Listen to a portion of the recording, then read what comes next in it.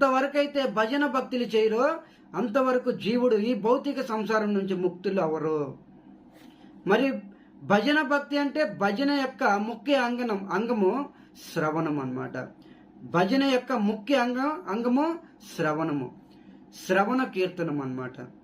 ఎంతవరకు అయితే ఆ ముకుందుడు కోసము శ్రవణం చేయరో అంతవరకు జీవుడు ముక్తి అవ్వడు, అంతవరకు ముక్తి పొందడు.